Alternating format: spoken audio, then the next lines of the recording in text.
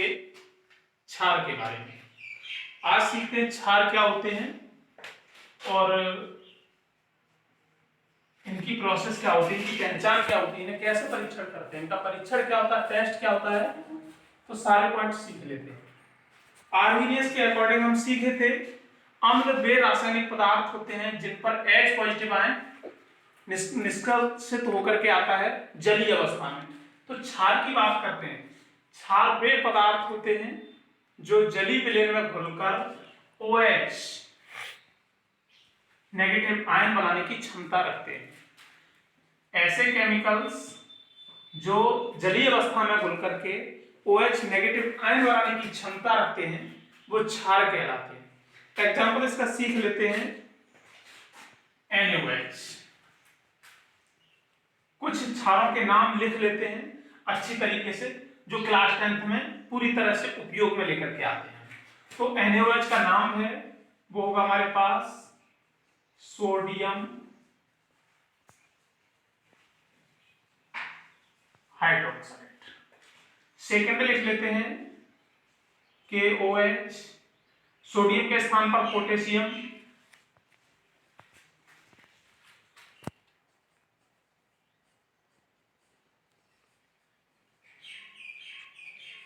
Hydroxide. Next लिख लेते हैं BaOH का whole twice,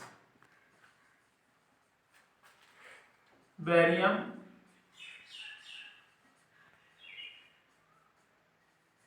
hydroxide. Next AlOH का होल थ्राइड। ये एक वीक, बहुत ही वीक हाइड्रोक्साइड है, वो हमारे पास एल्युमिनियम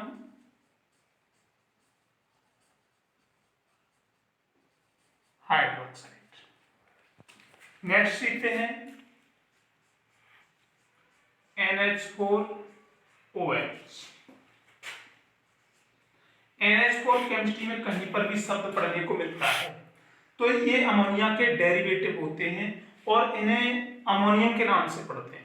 इस चीज का ध्यान रखना है। NH4 कहीं पर भी पढ़ने को मिलता है तो हम इसको अमोनियम के नाम से पढ़ते हैं। तो इसका नाम रखेंगे अमोनियम हाइड्रोक्साइड। नेक्स्ट CaOH का होल ट्वाइस। Ca के लिए कैल्शियम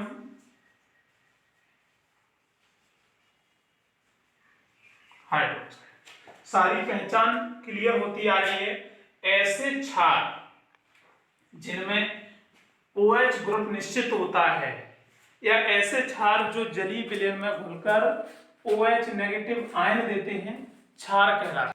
ऐसे रासायनिक पदार्थ जो जलीय विलयन में घुलकर OH नेगेटिव आयन बनाने की क्षमता रखते हैं वो दरअसल क्षार कहलाते हैं। तो हम किसी को ले सकते हैं NaOH इज इक्वल टू, जलीय अवस्था में ले जाएंगे तो जलीय अवस्था में ले जाने के लिए हम एक ही शब्द का प्रयोग करते हैं एक्वाटिक।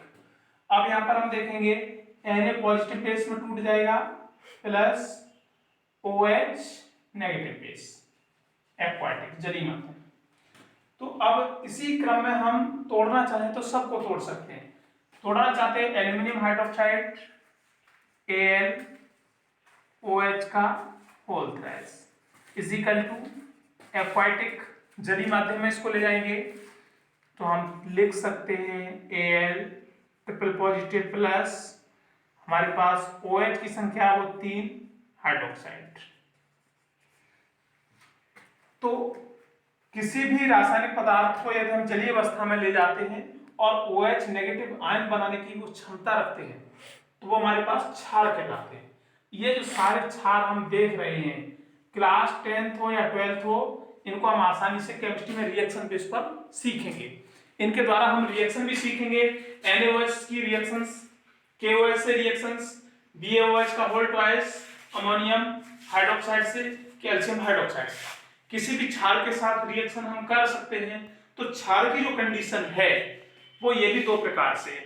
जो जल में पूरी तरह से घुल जाते हैं वो प्रबल क्षार होते हैं और जो जल में पूरी तरह से नहीं घुल पाते हैं या आयनित नहीं हो पाते हैं। कंडीशन को समझने का प्रयास करेंगे हम। जो हमारे पास बेस दिए गए हैं यदि पूरी तरह से घुल जाते हैं तो हम उन्हें समझने का प्रयास करते हैं। वो हमारे पास एक प्रबल क्षार के रूप में होते हैं। जो पूरी तरह से नहीं आयनित होते हैं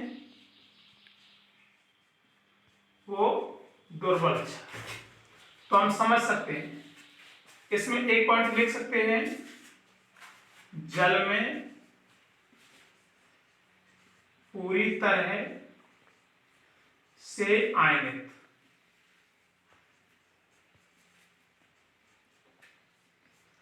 और इधर क्या होता है, जल में कम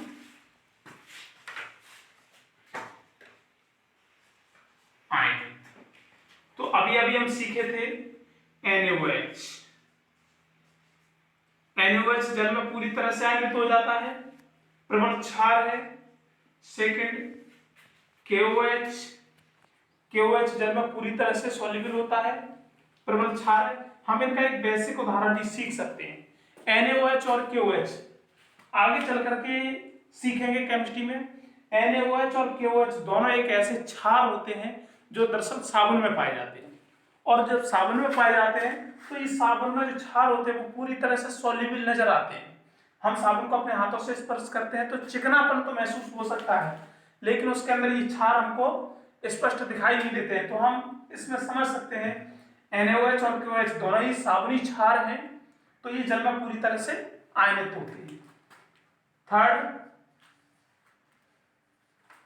BaOH का होल ट्वाइस, ये पूरी तरह से जल में आयनित होते हैं। और आवर्त सारणी में पेरियोडिक टेबल में एक सिस्टम भी हम सीख चुके थे, सोडियम के जस्ट नीचे पोटेशियम, पोटेशियम के नीचे, ठीक आगे चलते हैं, बाएं से दाएं की तरफ भी सीख लेते थे और हम ऊपर से नीचे भी।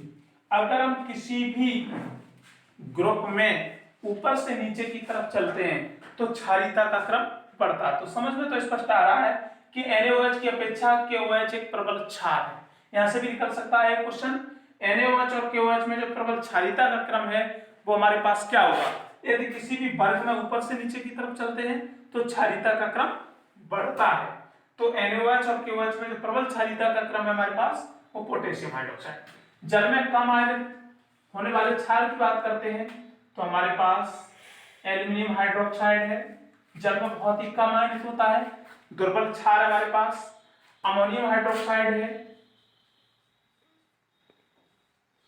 दुर्बल क्षार है कैल्शियम हाइड्रोक्साइड है, दुर्बल क्षार है हमारे पास। तो ऐसे क्षारों की संख्या को देखते हुए एक दुर्बल क्षारीयता का क्रम प्रदर्शित कर देते हैं।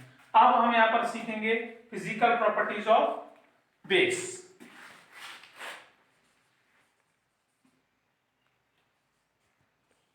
फिजिकल प्रॉपर्टीज की बात करते हैं। फर्स्ट पॉइंट, हम NaOH या KOH से बने हुए प्रोडक्ट को एक चेक कर लेते हैं। साबुन, साबुन ऑलरेडी चिकने होते हैं तो क्षार चिकने होते हैं। क्षार को यदि स्पर्श करते हैं तो क्षार चिकने होते हैं। सेकंड, क्षार का जो स्वाद होता है, साबुन को टेस्ट करते हैं, साबुन को टेस्ट करने में हमको तीक्ष्ण स्वाद, उसका तीक्ष्ण स्वाद या फिर ये कड़वे भी हो सकते हैं। तो हम लिख सकते हैं क्षार स्वाद में तीक्ष्ण या कड़वे होते हैं। क्षार जो स्वाद में तीक्ष्ण या कड़वे होते हैं। थर्ड पॉइंट, इसे हम स्टार से प्रदर्शित करेंगे, इंपोर्टेंट भी डाल लेते हैं, ये आता है बोर्ड एग्जाम में। किस तरीके से पूछा जाता है, क्षार का टेस्ट किया जाए तो क्षार लाल लिटमस पेपर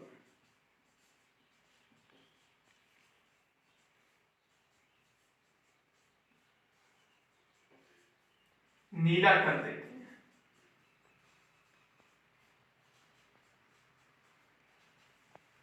क्षार, नीला लिटमस पेपर लेते हैं हम, वो लाल लिटमस पेपर को नीला कर देते हैं। ये एक टेस्ट भी है, अम्ल और क्षार का एक टेस्ट भी पूछा जाता है, जिसके अकॉर्डिंग हम सीख लेते हैं। अब बात करते हैं जो क्षार के हमारे पास केमिकल प्रॉपर्टीज है, तो केमिकल प्रॉपर्टीज के अकॉर्डिंग हम इसमें सीखेंगे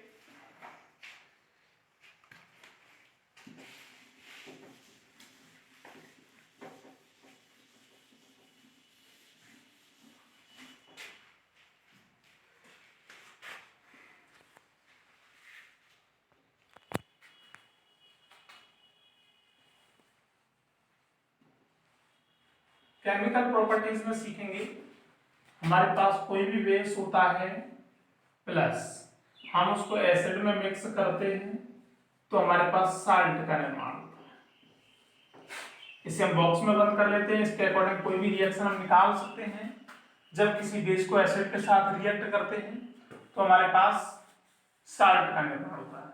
हमने KOH लिया है, KOH प्लस हम यहाँ पर एक एसिड लेते हैं, HCl लेते हैं, तो हम जानते हैं पॉजिटिव बेस की संख्या हमारे पास Cl नेगेटिव बेस, पॉजिटिव को Cl के साथ नेगेटिव के साथ ऐड करेंगे, क्या रिजल्ट आएगा KCl प्लस बाहर निकल करके जो तैयार होगा वो H2O।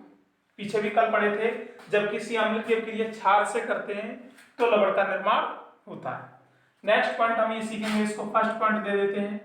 सेकेंड पॉइंट में सीखते हैं यदि हम किसी बेस को एक्टिव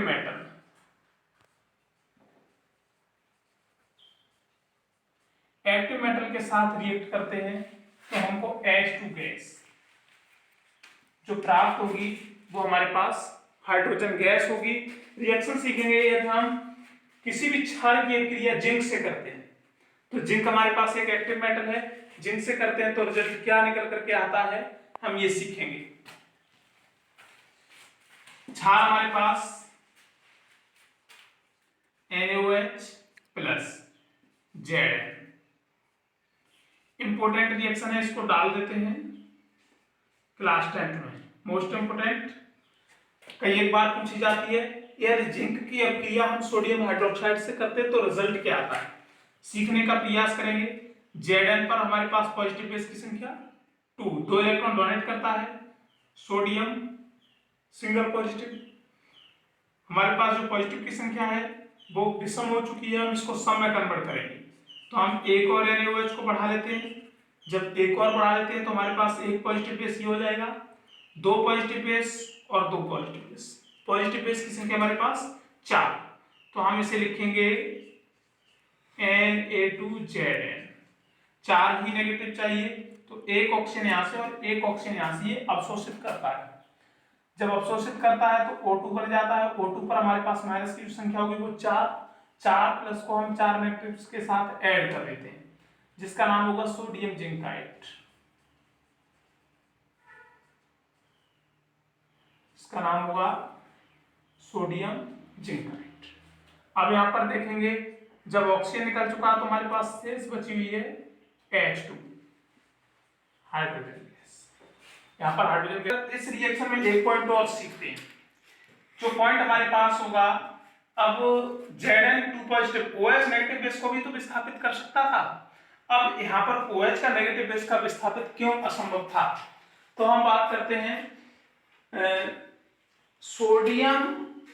दरअसल एक रिएक्शन हम इसी के अपने माइंड में सेट करते, ZnOH का होल ट्वाइस बना देते तो हम सोडियम विस्थापित कर सकते थे, लेकिन ऐसा नहीं, क्योंकि विद्युत रासायनिक श्रेणी जो हम पढ़ करके आते हैं, विद्युत रासायनिक श्रेणी में ये देखते हैं प्रबल या एक्टिव सक्रिय धातु, हमारे पास जो भी सक्रिय धातु होगी वो उसी के लवण के विलयन में से धातु को विस्थापित करने की क्षमता रखती है। लेकिन विद्युत रासायनिक श्रेणी में देखते हैं सोडियम के काफी नीचे जिंक चला जाता है, तो सोडियम की अपेक्षा जिंक एक निष्क्रिय धातु का भी कार्य कर जाता है, इसलिए यहाँ पर ZnOH का होल ट्वाइस बनना असंभव हो जाता है। इसीलिए यहाँ पर सक्रिय धातु सोडियम होने के कारण ये जिंक को अपने साथ ऐड कर लेती है और हाइड्रोजन गैस निष्कासित कर देती है।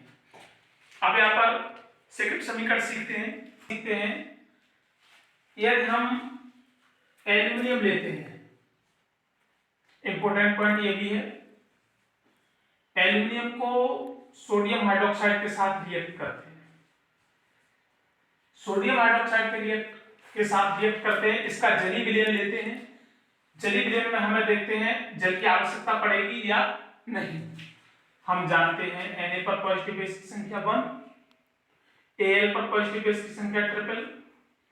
तो जब ट्रिपल हो चुकी है तो हम यहीं से समझ सकते हैं हमारे पास 4 पॉजिटिव है तो 4 ही नेगेटिव हमें चाहिए। जब 4 नेगेटिव चाहिए तो हमारे पास जो ऑक्सीजन परमाणु है वो हमारे पास मात्र सिंगल है, उस पर नेगेटिव बेस की संख्या 2 नेगेटिव बेस 4 पॉजिटिव बेस को नहीं विस्थापित कर सकते हैं, तो हमें जल की आवश्यकता समीकरण में दिखाई पड़ रही है। फिर समझने का प्रयास करते हैं, एल्यूमिनियम को जलीय सोडियम हाइड्रोक्साइड के साथ हम किस तरीके से रिएक्ट करेंगे। तो सोडियम हाइड्रोक्साइड प्लस एल्यूमिनियम। अब हम यहाँ पर सीखेंगे पॉजिटिव बेस हमारे पास सिंगल और इधर पॉजिटिव बेस ट्रिपल। तो टोटल हमारे पास पॉजिटिव बेस की संख्या 4, लेकिन नेगेटिव बेस हमारे पास कितने हैं 2। तो हम क्या करेंगे प्लस इसमें जल का मॉलिक्यूल ऐड कर लेते हैं। तो हम इधर समझ सकते हैं Na Al, हमारे पास ऑक्सीजन एक यहां से और एक यहां से, 2 ऑक्सीजन इसलिए लेने पड़े क्योंकि वहां पर हमें उसकी बैलेंसी को सेट करना है। हम इधर लिख सकते हैं सोडियम मेटा एल्यूमिनेट, इसका नाम रख देंगे सोडियम मेटा एल्यूमिनेट प्लस। अब हमारे पास जो शेष बचा हुआ है 2 हाइड्रोजन यहाँ पर है और एक यहाँ पर है। हाइड्रोजन गैस को हम बाहर निकाल देते हैं। इस प्रकार से हमारे पास यदि हम एक बेस बना सकते हैं, जब भी किसी भी मेटल को लेते हैं, 2 मेटल्स हमारे पास Zn और एल्यूमिनियम प्लस हम यहाँ पर बेस का प्रयोग कर लेते हैं, तो हमारे पास H2 गैस। दरअसल ये ध्यान रखना है यहाँ पर Zn और एल्यूमिनियम 2 में से किसी एक धातु का प्रयोग कर लेते हैं। नेक्स्ट पॉइंट सीख लेते हैं, यदि हम धात्विक ऑक्साइड के साथ अभिक्रिया करते हैं क्षार की, तो अधात्विक ऑक्साइड हमारे पास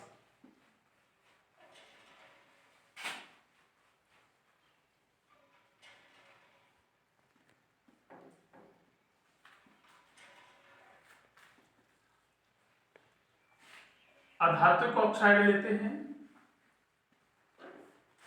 CO2 को लेते हैं और CO2 की अभिक्रिया हम किसी क्षार से करते हैं। हमने ले लिया CaOH का H2, इसके साथ रिएक्ट करते हैं। तो इसका एक बेस पॉइंट क्लियर है, किसी भी CO2 को किसी अदर केमिकल के साथ रिएक्ट करते हैं तो वो ऑक्सीजन को अवशोषित करके CO3 में कन्वर्ट हो जाता है। ये हमेशा के लिए पॉइंट सीख लेते हैं, किसी भी रिएक्शन में हम सीख सकते हैं, जब भी कहीं पर CO2 की अभिक्रिया किसी अदर अभिकारक से करते हैं तो उसी अभिकारक में से वो ऑक्सीजन को सोख करके CO3 में कन्वर्ट हो जाता है। जब CO3 में चेंज हो जाता है तो माइनस की संख्या, कार्बोनेट ग्रुप पर 2 नेगेटिव। अब इसके पास 2 नेगेटिव बेस आ चुके हैं। जब 2 नेगेटिव बेस हमारे पास तो 2 ही हमें पॉजिटिव बेस की आवश्यकता है। जब यहां से O विस्थापित हो चुका है, हम O परमाणु को विस्थापित कर चुके हैं, तो अब हमारे पास H पॉजिटिव बेस में चला जाता है।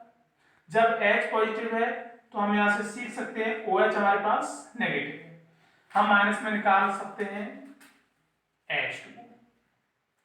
अब हमारे पास जो शेष बच गया वो है CaCO3, इसका नाम रख लेते हैं कैल्शियम कार्बोनेट। यदि हम यहीं पर CaOH के H2 के पास NaOH कर लेते हैं प्लस NaOH, तो रिजल्ट रिएक्शन आसानी से समझ सकते हैं। CO2 था, एक ऑक्सीजन को अपने आप में एब्जॉर्ब करके कार्बोनेट ग्रुप में, जैसा अभी बताया CO2 एक ऑक्सीजन को अवशोषित करके कार्बोनेट ग्रुप में चेंज हो जाता है। तो कार्बोनेट ग्रुप पर नेगेटिव बेस की संख्या हमारे पास 2 हो जाएगी, तो पॉजिटिव हमारे पास एक यहां से है और एक यहां से। हम इसको लिख सकते हैं NaHCO3, जिसका नाम होगा सोडियम बाइकार्बोनेट। यही रिएक्शन दूसरे रूप में लिख सकते हैं CO2 प्लस NaOH। अगर हम एक ऑक्सीजन को एब्जॉर्ब करा दें तो CO3 में कन्वर्ट हो जाएगा, प्लस में इसकी संख्या 1 लेकर के चलते हैं, NaOH की अधिकता को यदि बढ़ा लेते हैं, जब बढ़ा लेते हैं तो प्लस की संख्या हमारे पास 2 हो जाएगी, यहां से ले लेते हैं Na2 और एक ऑक्सीजन यहां से सीधा बन जाएगा हमारे पास समीकरण Na2CO3। अब हमारे पास जो बचा है ऊर्जा H2। तीनों ही इंपॉर्टेंट रिएक्शन है हमारे पास बोर्ड एग्जाम के लिए। इनमें से बोर्ड एग्जाम में निश्चित आता है तो हम इन रिएक्शंस को आसानी से सॉल्व कर लेते हैं। यहां से आगे नेक्स्ट वीडियो में करते हैं। जो हमारे पास